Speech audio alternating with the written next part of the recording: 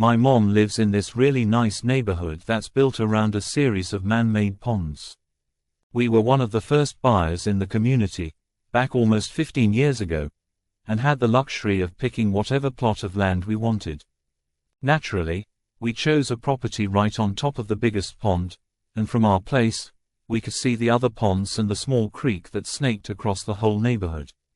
Growing up there was amazing because my sisters and I are adventurous people. We loved exploring the houses as they were being built and dumpster dived to get scrap materials to build forts in the woods. We also discovered the neighborhood sat on top of a huge cow graveyard. Apparently, the land used to belong to a farmer who would bury his deceased animals in the woods. As weird as it sounds, the cul-de-sac kids and I liked collecting the remains and put them in our fort. My mom was cool with it. She chalked up our weird collection as kids just being kids, but some of the other parents weren't too thrilled and forbid us to go to that area anymore. But enough about that. The way my mom's house is built is kind of hard to explain. It's a massive 2-story building with a giant basement. As mentioned before, the pond is in the backyard but is down a slope, hence the need for the basement. When you walk in from the front, there's a big open floor plan. You can pretty much see the entirety of the whole house from when you first enter, including the beautiful view in the backyard. However, as you walk to the back of the house from the front door, you'll see the back porch. You can exit through the back, but will need to go down some stairs if you want to reach the pond. The other neat thing about the main floor is that it's basically all windows, allowing a lot of natural light in.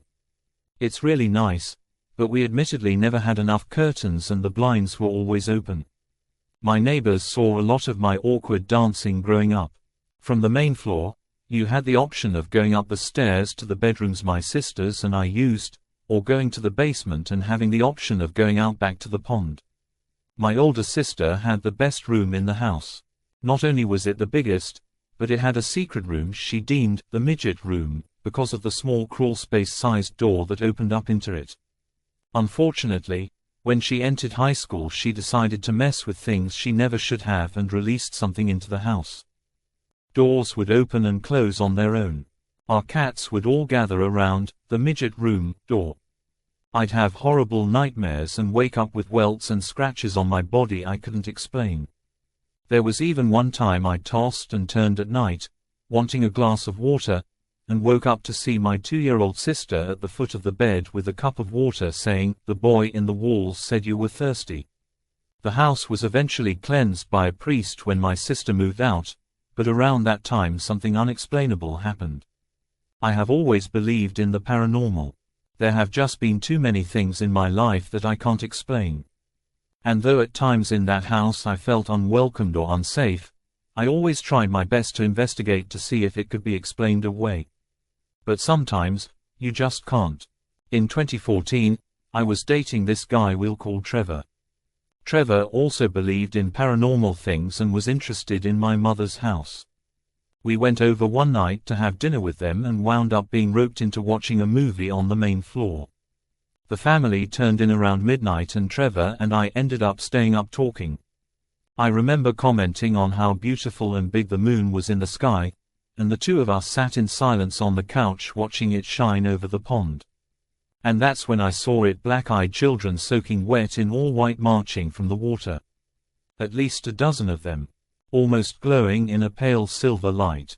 I watched them climb in a straight line across the side of the house, which made no sense. Unless they were over 10 feet tall, there was no way they could be eye level with us. Trevor and I both were at a loss for words. I asked him if he was seeing if I was, and before he could speak, a girl snapped her head towards us and stared us down. It was haunting. Watching a thin smile etched across her lips gives me chills even at this moment. I ran over to the window to look for her, but she turned and vanished right before my eyes. I shouted at Trevor that we needed to go outside and see if we could reach them, but he hesitated, so I left him. Once outside, I couldn't find a single trace of the children anywhere. I even raced around to the pond. My heart hammering inside my chest, there was something mystifying about it. Earlier in the night, Trevor and I had been in my parents' rowboat talking. I waved him to help me push it back out, but he flat out refused. He said he had a bad feeling about this. He felt like I was being lured to the water. I stared at him like he was crazy, but jumped as sounds of loud popping clapped through the air like gunshots coming from the front of my house. Trevor made me follow close behind him as we made our way back to the front of the house. Interestingly enough, all that was there was a CD on the sidewalk. It wasn't broken or anything, it just wasn't there when I first shot out the door. Trevor scooped it up and said he'd take it and see if he could figure out what was on it. We broke up shortly after. I never figured out what was on it.